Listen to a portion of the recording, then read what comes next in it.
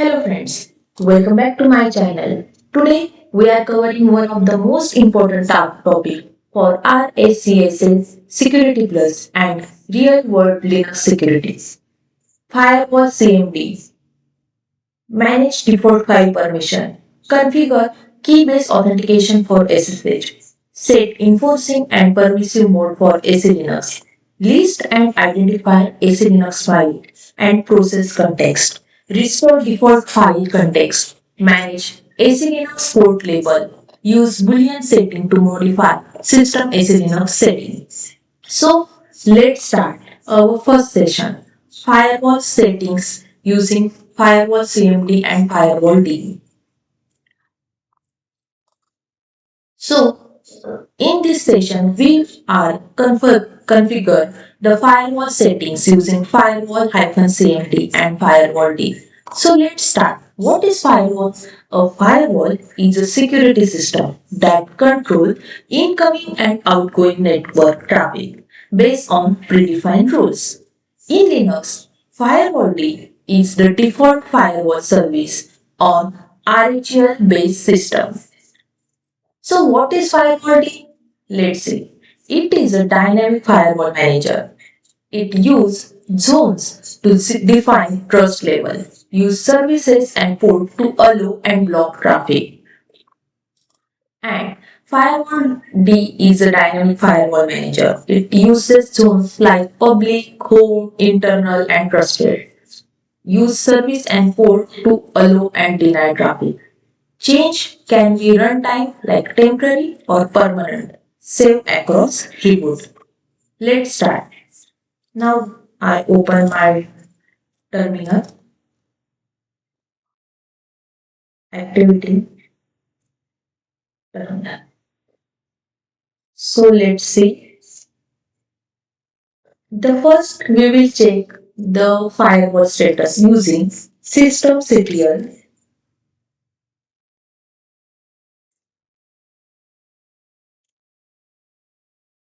status firewall D. Enter. Now the firewall service is active and running. Now we can check the list of available zones using firewall -cmd -get -zone. Enter. So here we get the list of available zones in our system. If we want the check active zones, then we can use firewall -cmd -get -active -zone. Enter. So here we get ENP0S3 is enabled or active zone in our system. So let's take another part. Suppose if we want to allow HTTP service temporarily, so what can we do? That time we can use command like firewall -cmd -zones. Here we have to active single service, so we have to use zone only, not S.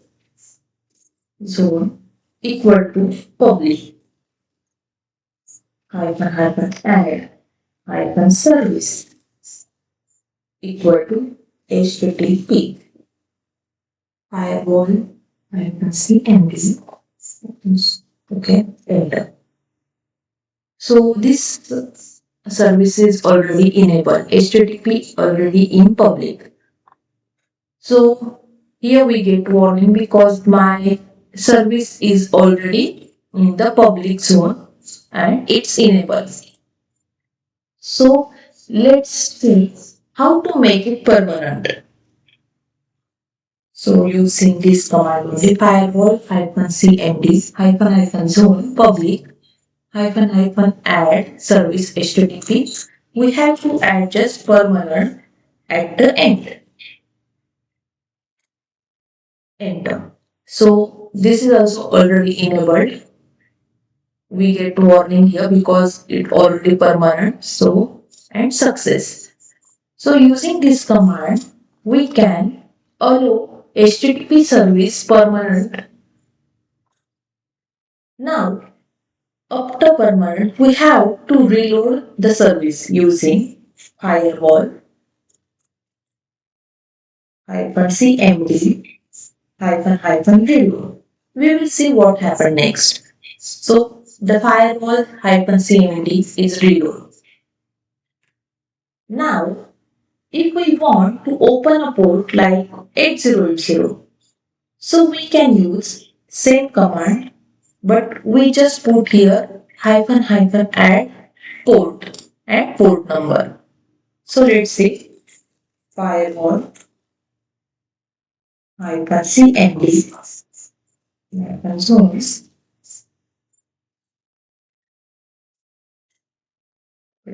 public.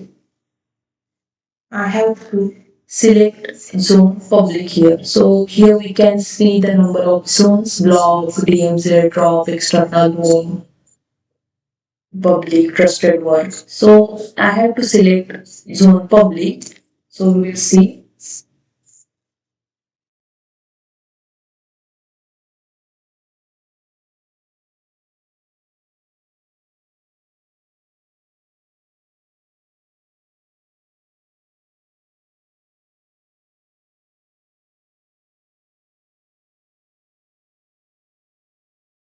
So you can see this command and this. Here we can add service. So -add service equal to HTTP. Here we want to add port or open a port. So we can use -add port equal to port number and /TCP. We will see. This is also already enabled. Success. So make sure to note down all these commands and I will provide you in the description box also. So please like, share and subscribe my channel to get more videos like this. Now we will see the another part of this. So let's see the default file map permissions, Umask. We can open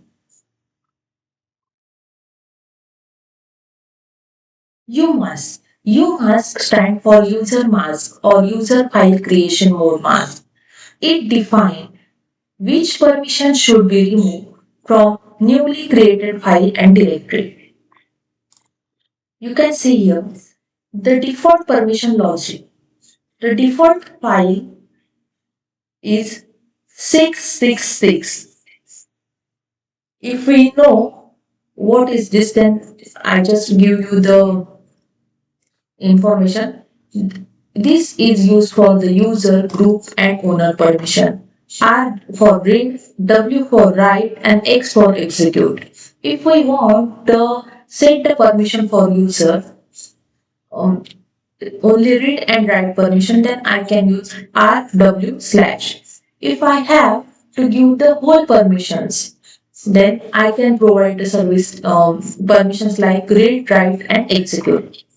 For the file, the default permission is 666 and directory, the default permissions are 777. Read, write, execute and read, write, execute for user, group and owner. You must subtract permission from this default. Let's see. Here we get one example. You must permissions are 022.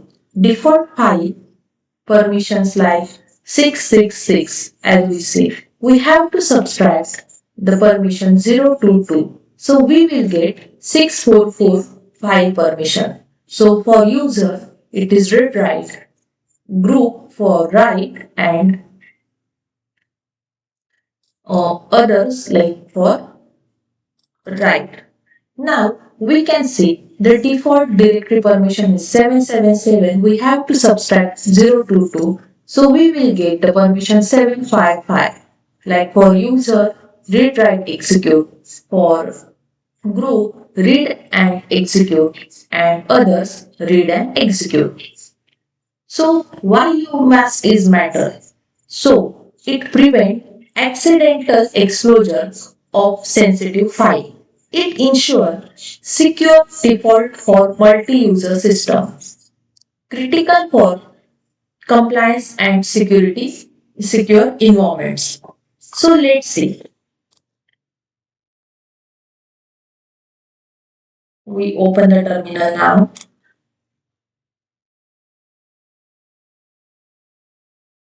Your activities. I open the terminal. Now I clear the screen. Don't worry about this command. It will be provided in the description box or in the videos as well. So let's start. UMask. If we have to check current UMask, we can use UMask command. So current UMask is 0022. If we want to set UMask temporary, then we can use UMask 027. So we will say this using this command set the UMask temporary. If we want to set UMask permanently, in till we will say till dot dash rc. It's a file that I can use.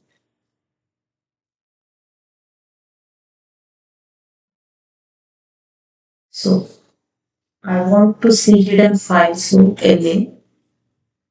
So here I get the hidden files. Using here, we have to change the permission in this file dot bash rc and slash etc profile.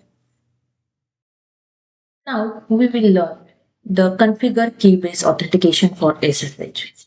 So more secure than password. It is more secure than password. It is used public and private key pair.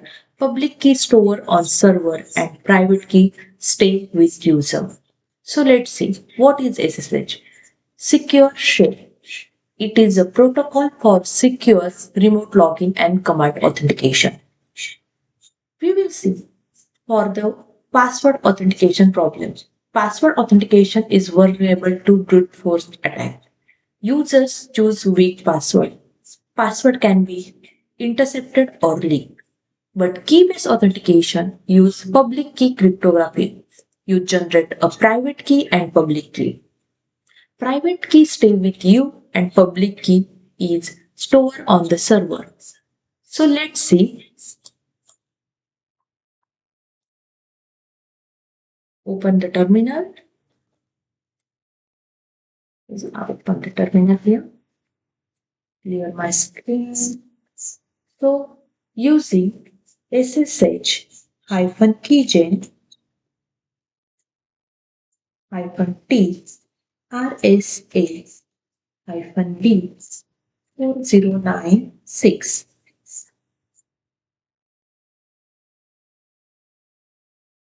This is its keygen. Enter. So here we can generate a key. So key is already exit. So yes, I want to overwrite. I say yes. Key is already exit. Enter. Yes, I want to overwrite my key. Enter. Enter. So now the key is generated. If I want to disable the password authentication, then I can use vi. Go to the configuration file /etc/ssh/sshd config. Enter. So now this is the configuration file of the SSH. I have to say password authentication. We will see here. Go to the bottom, password authentication.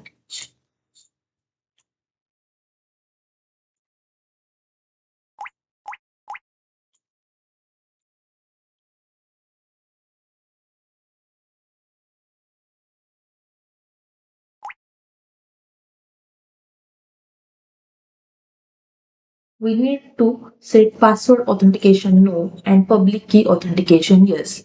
So we will find where is the password authentication.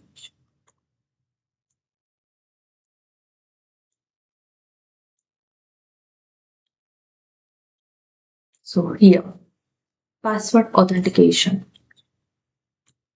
Password authentication yes. Suppose I have to set it no, then I enter,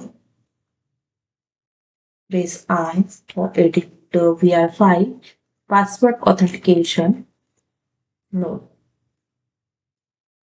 And public key authentication yes.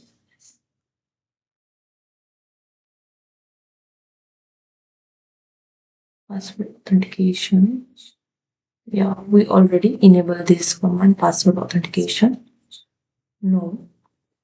And public key authentication. We will find now public key authentication.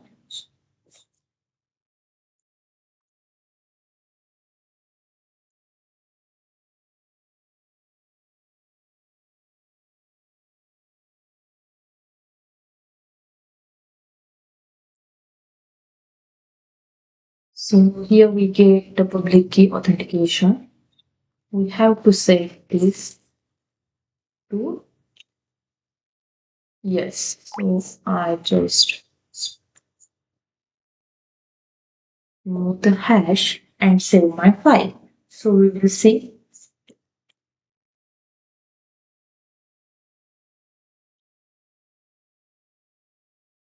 I save the file using colon WQ exclamation enter. Now I have to restart the SSH configuration file. We will say systemctl restart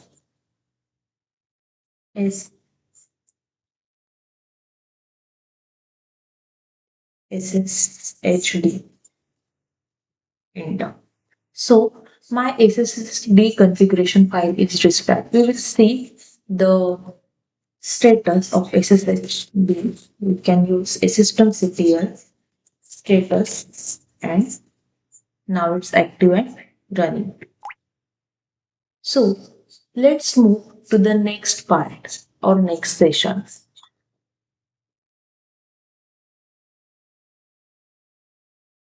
Now we will see our next part is SELinux Mode. What is SELinux Mode? SELinux, it is a security enhanced Linux, is a mandatory access control system. It enforces strict rules on what process can be accessed, which file, which port, and which resources.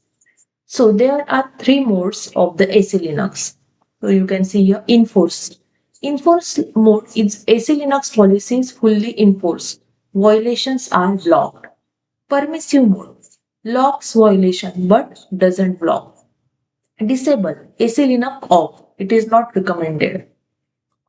So why SELinux is important? Because it protects against privilege escalation, prevent unauthorized access even if a service is compromised, or enforce strict separation between processes. Now we will see. I open my terminal, clear my screen, enter. So here are some commands. If I have to get enforce, enter. So here I gave the status get enforce. I have to see SELinux status, then I can use AC status. Enter. So here we get the enforcing mode, and status, public deny, unknown status. Now, if I want the set my system to the enforce mode, then what can I do? I can use set enforce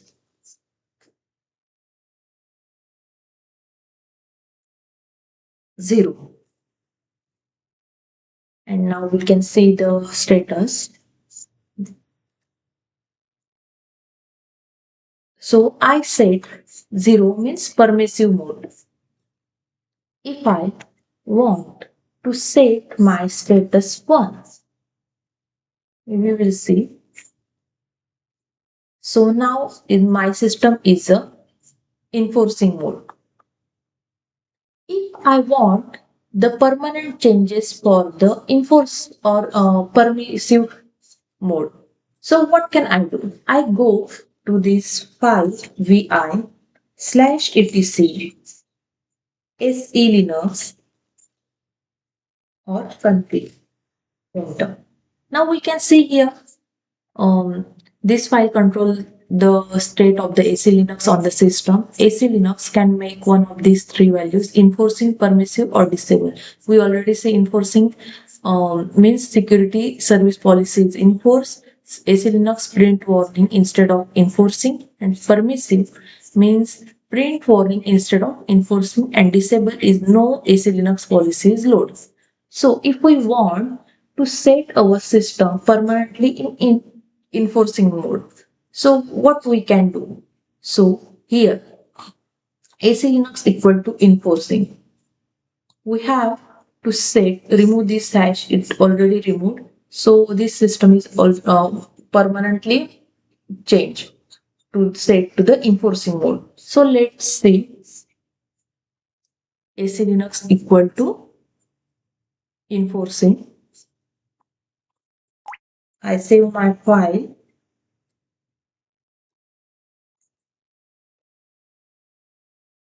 and we will check our status. It is in the enforcing mode. Now let's see the another session. Another part is list of SELinux file and process context.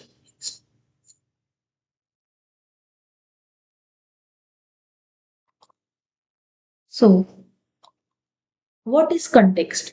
Every file and process in the SELinux has a security label that is called a context. A context has four parts: user, role, type, and label.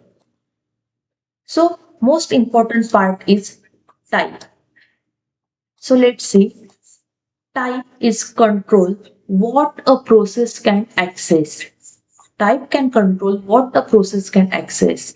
Suppose here are some examples. Apache run as httpd-t. Web file must be labeled httpd-sys underscore content underscore t. If type doesn't match, SELinux block since. Suppose I already set my type httpd underscore t, but the content is doesn't match, then SELinux block my access. Why context matter? It prevents unauthorized file access. Ensure process only can access allowed resource or help to isolate service. So let's see. I open the terminal here.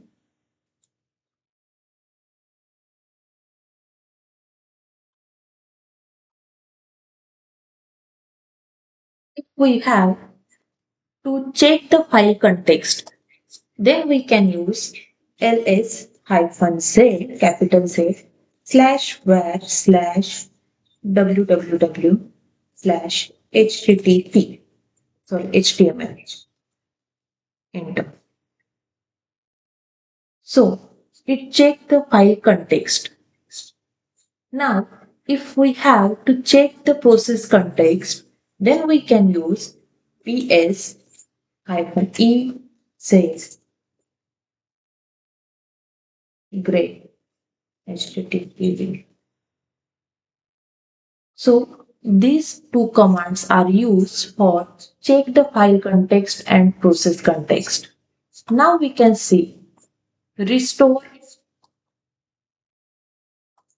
default SELinux context.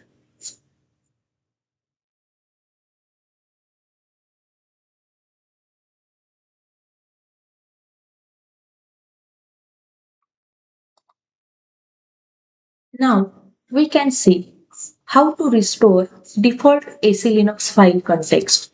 So if the file has the wrong context, SELinux block access. Why context problem occur? While moving the file using the MV, preserve old context.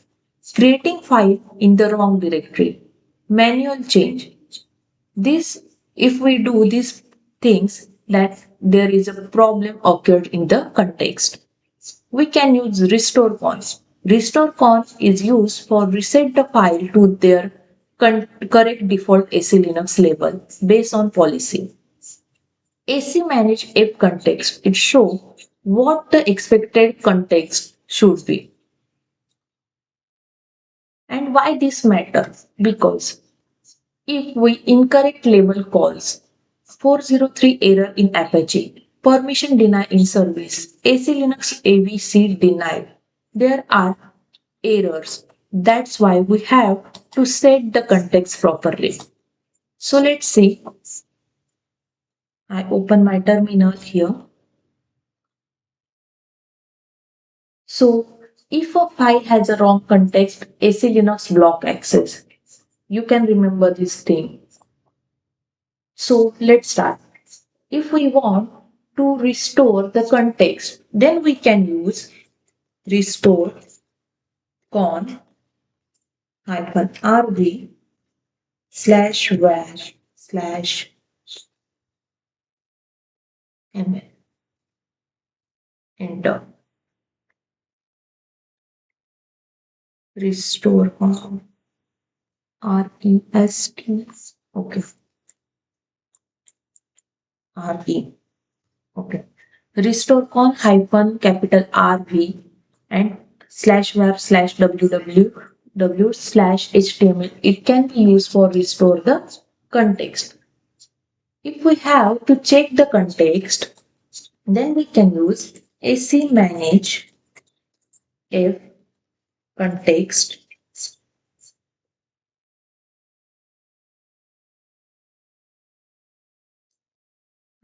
L gray.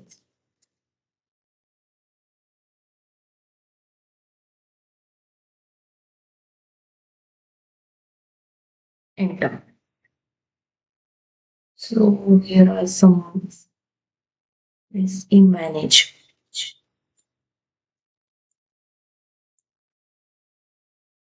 If context. Now we'll see. Here we can check the expected context regarding to the HTTP service. Now we will see the another session SELinux port label. How to manage SELinux port label? SELinux restrict the port service which can be used. Why are port label? SELinux restrict which port a service can use. For example, Apache can use 80.443.8083 if labeled. Why port label matter? Even if firewall allow the port, service is listening, SELinux can still block access if the port is not labeled correctly. That's why SELinux port label is matter. SELinux port is used to add or modify the port label. So let's see how to manage the port label. I open my terminal here, clear my screen, enter. So let's see here. Okay.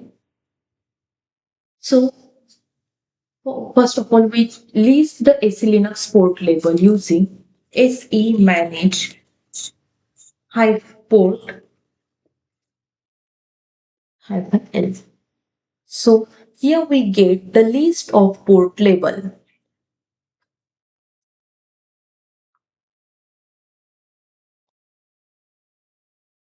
You can see here. Suppose I want to allow Apache to use port 8080. So what we can do? We can use the command like semanage. I clear my screen. Okay.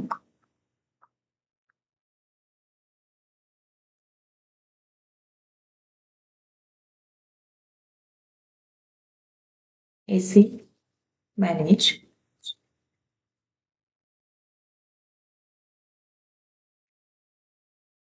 port -A -T HTTP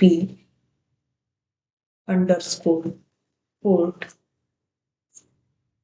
underscore T -T TCP 8080. So let's see. It's already defined. So using this command, we allow Apache to use port 8080. Now we will see the another session is SELinux Boolean. So what is SELinux Boolean? So here we can see Boolean are switch that enable or disable SELinux feature without modifying the policy files. So here are some examples. HTTPD underscore enable underscore home directories. It allows Apache to read home directories. And FTP underscore home underscore directory. It allows FTP to access their home directory. Okay. Why Boolean matter? So it is a quick way to adjust SELinux behavior. No need to write or rewrite policy safe or reserve. It will be persistent versus temporary. Set AC bool equal is used for temporary and set AC bool hyphen capital P it is used for permanent. So let's see how it used. I open my terminal here. So we can list all boolean using get sebool command. Yeah. Here we can get all list of booleans. If I want to enable a boolean, then what can I do? So using, I clear my screen so you can see properly. Is set bool, set AC bool.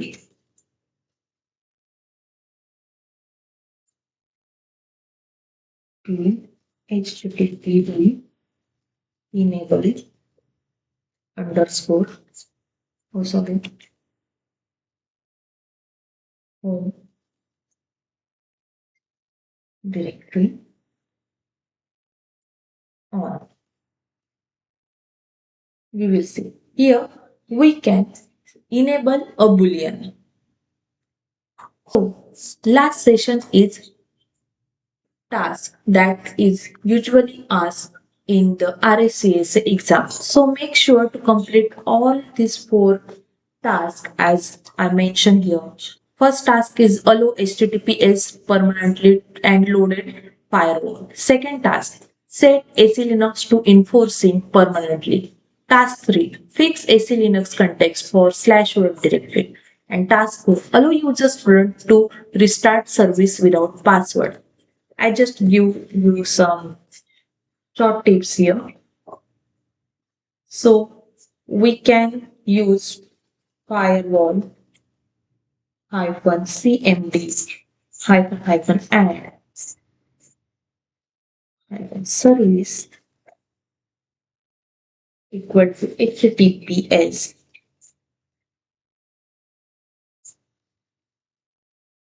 permanent. Okay, this command is used for to http set permanently, and after that we have to reload the firewall -cmd. Using this command, we can reload the firewall. Second task is set SELinux. So we have to go win/etc/SELinux/config. We have to go to the configuration file and then change the SELinux equal to enforce. Enforcing, okay. The third task is fix SELinux context for web directory. So we will see we can use semanage command for set the context. semanage f context -t httpd underscore sys underscore content underscore t and win/wave and any other path.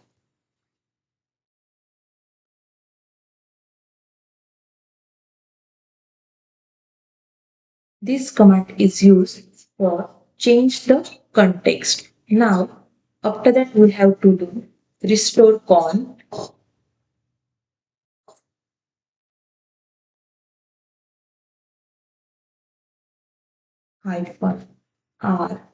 -rp/web.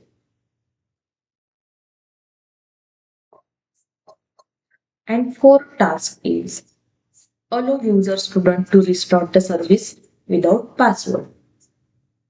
So,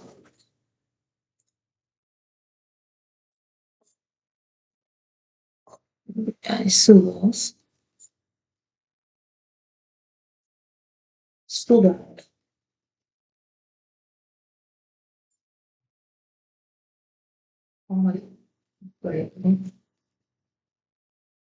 all no password slash user slash bin slash systemctl. So here we get the four tasks. Make sure to complete each and every task, and if you have any problem, let me know in the comment. And don't forget to like, share and subscribe my channel so you will see the next Linux tutorial. Thank you so much.